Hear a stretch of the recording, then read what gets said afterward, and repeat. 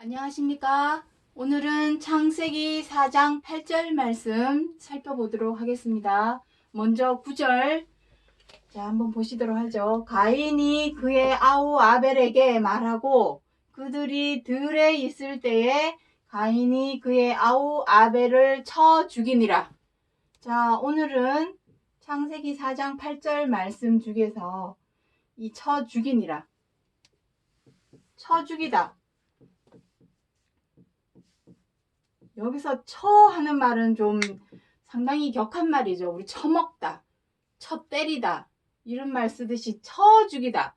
성경 말씀에 이렇게 쳐 죽이다라는 말이 있습니다. 이게 무슨 뜻일까요? 쳐 죽이다라는 말은 어떠한 뾰족하거나 날카로운 그러한 도구, 단단한 몽둥이 이런 걸로 사람을 치거나 때려서 죽이는 것을 쳐 죽인다라고 말합니다.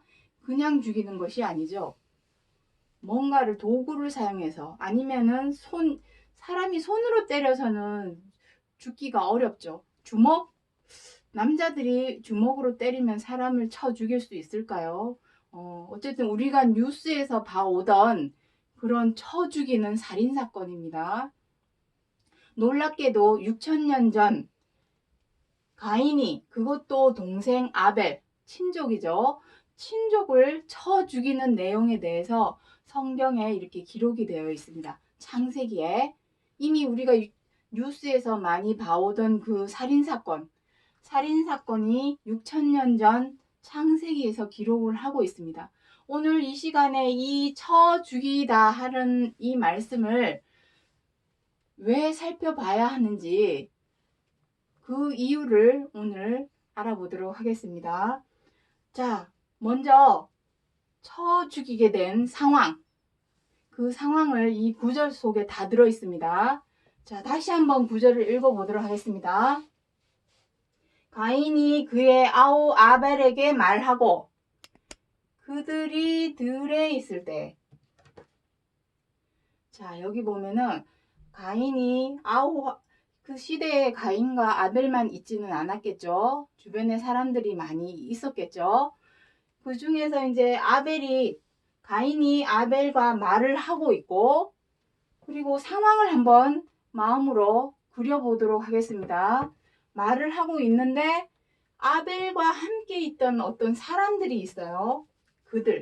그들이 어떤 이유로든 양을 치든, 아벨의 직업이 양치는 자였으니까, 목동이었으니까, 함께 있던 사람들이 들에 나갔다라는 얘기는 우리가 상상해 봤을 때, 양을 치러 갔을 수도 있고, 어쨌든, 함께 하던 사람들이 들에 나갔을 때에 어떻게 했다고 합니까?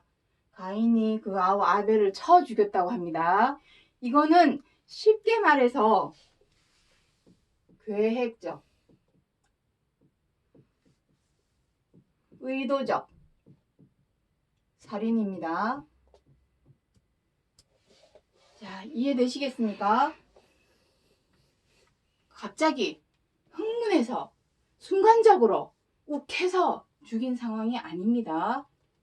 상황을 봐서 아벨이 혼자 남았을 때 그 동생을 쳐 죽이게 되는 상황입니다.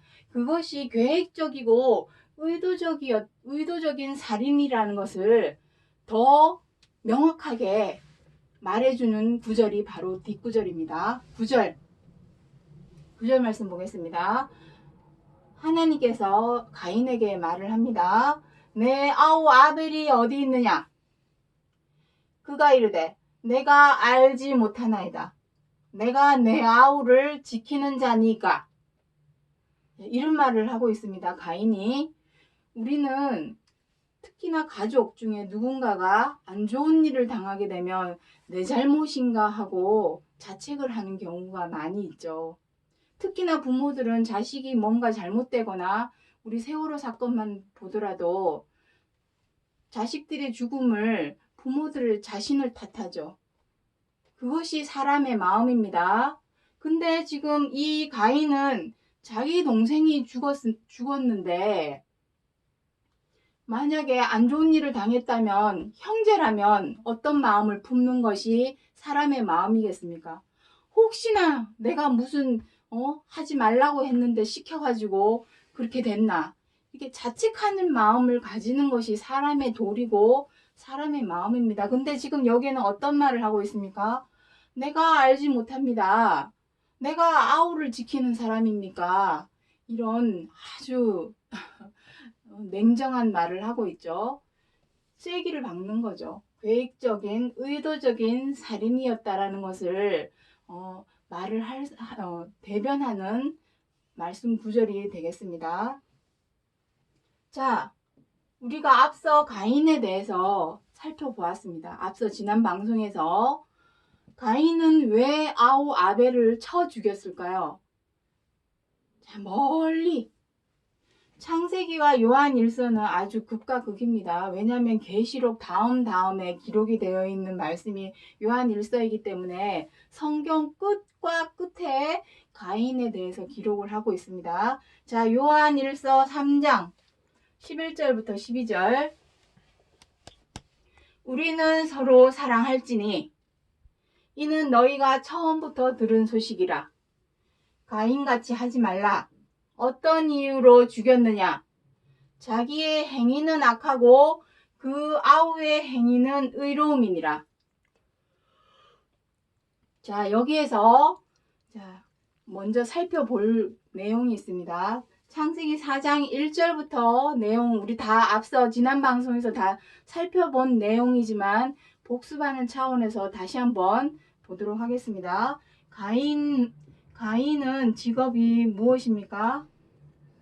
농사 짓는 사람입니다. 땅을 일구는 농사꾼입니다.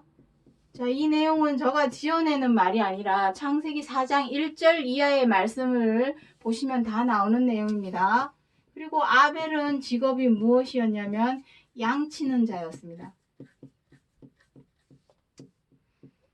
그리고 각기 이 가인과 아벨은 하나님께 제사를 올렸습니다.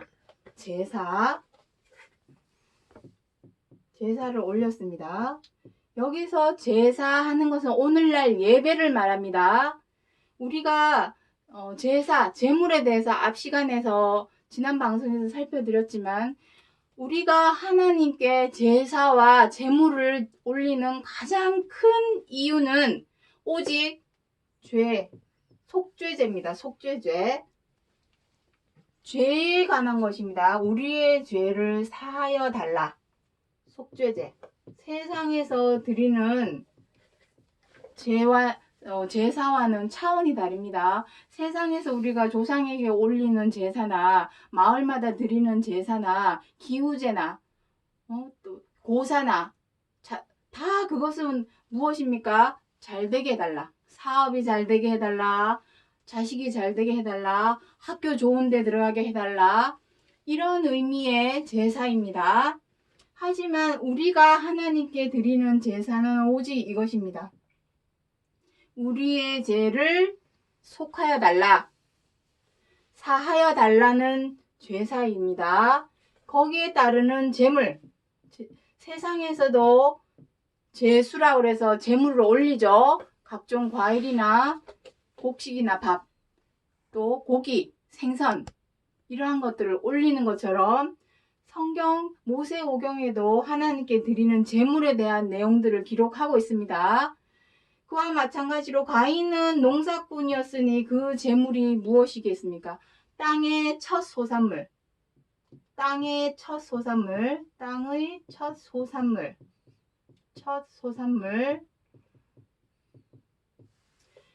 아벨은 양치는 자였으니 새끼 양, 어린 양, 처음 낳은 어린 양, 새끼 양을 하나님께 제물로 드렸습니다. 자, 그런데 하나님께서는 누구의 제물만 받았습니까? 4장 1절 이하에 나옵니다. 하나님은 가인의 땅의 첫 소산물, 그 제물은 받지 않으셨습니다. 하나님께서. 하지만 아벨의 준 어린 양, 첫 새끼, 양의 첫 새끼는 하나님께서 받으셨습니다. 무슨 차이일까요? 당연히 자기네들이 직업에서 얻은 소산물, 오늘날 우리가 다 직업이 있어서 직장에서 월급 받은 돈을 하나님께 헌금을 드리는 것과 똑같은 것입니다. 자, 그런데 누구의 재물은 받으시고 누구의 재물은 받지 않았습니다. 그 이유가 무엇이냐는 것입니다. 바로 이겁니다. 자기의 행위는 악하고 그 아우의 행위는 의로움이니라. 자, 이것입니다. 여기서 악하다. 악하다라는 것은 무엇을 말씀하시는 걸까요? 자, 요 부분은 이제 지우도록 하겠습니다. 요거는 지난 방송에서 다 살펴본 내용이기 때문에 궁금하시다면 지난 방송 내용을 한번 다시 보도록 하시면 좋겠습니다. 자, 악하다. 악. 악이 무엇일까요? 자, 한자로는 이렇게 되죠. 사람이 죄를 짓는 그 모든 것이 악입니다. 죄. 자, 성경 66권 하나님의 말씀에서 말씀하시는 죄와 악은 도덕적, 여러 번 말씀드렸습니다. 윤리적, 도의적 차원입니다. 이미 교도소 가고 구치소, 감옥에 갈 정도의 죄는 당연히 사람이라면 짓지 말아야 되겠죠. 그것은 이미 말할 것도 없습니다. 성경 66권에서 말씀하시는 죄와 악은 도덕적, 윤리적, 도의적 차원입니다. 다시 말해서 우리가 지금 미우면 미워하고 싫고 마음에 안 들면 비방하고, 비방한다는 것은 흉보고 욕하는 거죠. 그 사람이 없는 자리에서든 있는 자리에서든 비난을 하고 흉보고 욕하는 거, 욕하는 거 아시죠? 못마땅하면 사나워져서 다투고, 언짢아지면 함부로 대하고 갑질하고, 이 모든 것이 악입니다. 자기의 행위는 악하고. 자, 근데 지금 이 모습은 우리도 다 행하고 있죠. 자기의 행위는 악하다. 로마서 7장에 보시면 사도 바울이 선을 행하고자 하지만 우리의 마음이 원하는 선은 행하지 아니하고 오히려 악을 행하는도다. 이것은 사도 바울의 마음이기도 하지만 우리도 이러한 마음입니다. 다시 말해서 우리 사람이 이러한 악한 마음을 마음에 갖고 있는 상태에서 아무리 하나님께 제사를 드리고 제물을 드린다고 해도 하나님께서 안 받으신다는 겁니다. 그 아우의 행위는 의로움이니라. 반면에 가인의 행위는 악하지만 반면에 그 아우의 행위는 의롭다라는 것은 무엇입니까? 여기 창세기 4장 7절 말씀 보도록 하겠습니다. 선을 행하지 아니하면 죄가 문 앞에 엎드려 있느니라. 너는 죄를 다스릴지니라. 이것입니다. 죄를 다스리고 제어하고 절제할 줄 아는 것이 의로움이라는 것입니다. 노력이 필요하죠. 삶 속에서 밉다고 다 미워하고 마음에 안 든다고 다 비방하고 언짢아졌다고 함부로 대하고 갑질하고 이런다면 안 되겠죠. 사람이라면 참고 인내하고 상대방이 처지와 입장을 이해하고 헤아려서 배려하고 양보할 줄 아는 그러한 노력을 하는 것을 말씀하시는 것입니다. 의로움이니라. 그래서 자기의 행위가 악함으로 동생을, 그 아우 아벨을 죽이게 되는 내용이 나오게 됩니다. 이 동생 아벨이 어떤 의미가 있냐는 것입니다. 그 내용은 우리가 다음 시간에 살펴볼 내용입니다. 자, 아벨이 의로운 사람임에도 불구하고 가인에 의해서 쳐 죽임을 당하고 없어졌죠. 사라졌습니다. 하지만 그렇다고 해서 하나님께서 가인에게 장자권을 주지 않습니다. 창세기 4장 25절에 보시면 아담이 다시 자기 아내와 동침하매 그가 아들을 낳아 그의 이름을 셋이라 하였으니 이는 하나님이 내게 가인이 죽인 아벨 대신에 다른 씨를 주셨다 함이며, 굳이 아벨이 죽었다고 해서 셋을 줄 이유는 없겠지만 대신하여 다른 씨를 주었다고 여기 표현이 되어 있습니다. 다른 씨. 여기서 다른 씨라 하시는 것은 장자권을 의미합니다. 이제 다음 시간에 살펴볼 내용이기는 하는데, 장자권, 가인에게 있던 장자권, 우리도 지금 장자에게는 부모의 유산을 물려받고 하죠. 성경 66권에서의 장자권은 하나님의 유업, 하나님의 유업을 이어받을 자입니다. 하나님의 유업은 무엇입니까? 생명, 안식, 구원입니다. 우리가 그토록 하나님을 믿어 소망하는 그 구원이 바로 하나님의 유업입니다. 그 유업을 가인은 자기의 행위가 악함으로 받지 못하게 되었고, 가인에 의해 죽음을 당했지만 아벨을 대신하여 셋을 주었죠. 다른 씨, 장자권을 이어받을 다른 씨가 바로 셋입니다. 이 셋은 훗날에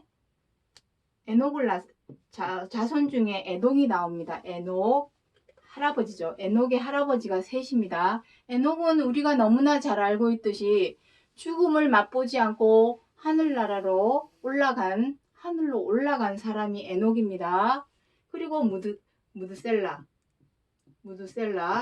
무드셀라는 사람 중에 가장 오래 산 사람, 969살인가 살았습니다. 사람 중에 가장 오래 산 사람입니다. 그리고 그 자손 중에 노아가 나오고, 노아의 자손 중에 아브라함이 나오고, 아브라함의 아들이 이삭이 있고, 이삭의 아들의 야곱이 있고, 자, 이거 지금 제가 말씀드린 건 다 장자들입니다. 장자권, 하나님의 장자권, 장자의 명분을 얻은 사람입니다. 그 끝에 누가 있냐면 바로 그리스도가 나오게 됩니다. 그래서 이 셋이라고 하는 자리는 아주 중요합니다. 비록 아벨은 가인에 의하여 쳐 죽임을 당하였지만 그렇다고 해서 가인에게 장자권을 주지 않습니다. 그 명분은 이전이 되었죠. 누구에게로? 셋에게로.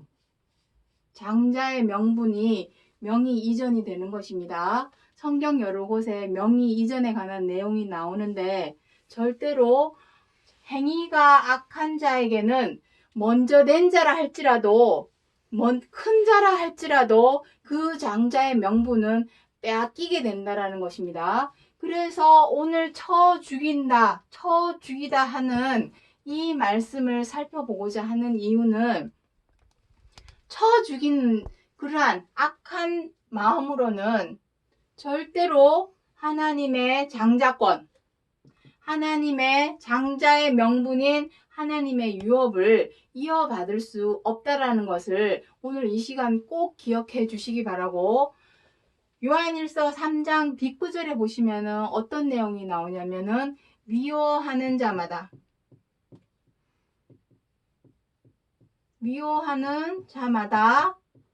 살인하는 자라라는 말씀이 있습니다. 살인자라고 되어 있습니다. 이미 마음으로 누군가를 미워하고 있다면 미워한다는 마음은 거기에서 그치지가 않죠.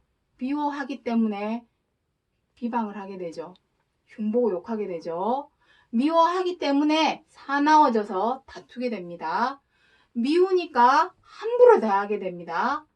미우니까 갑질을 하게 됩니다. 이 미운 마음 하나가 결국에는 모든 것을 다 죽일 수가 있습니다. 그래서 이 미워하는 마음 자체가 악하다라는 것입니다. 이 미워하는 마음을 버리고 비우고 죽이지 않는 한은 하나님께서 처음부터 전하신 소식, 여기 처음은 창세기입니다. 하나님께서 처음부터 사람에게 전하여 주신 소식이 무엇입니까? 서로 사랑하라. 미워하는 마음을 마음에서 버리고 비우고 죽이지 않는다면 절대로 서로 사랑하라 하신 하나님의 계명을 지켜 행할 수가 없습니다. 왜냐? 미워하는 마음은 모든 것을 다 죽이기 때문에 모든 것을 다 죽음으로 내모입니다.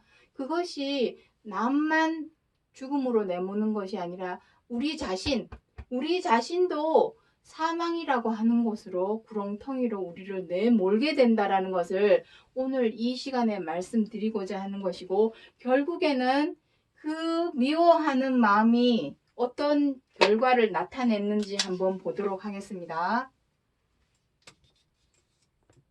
무서운 겁니다.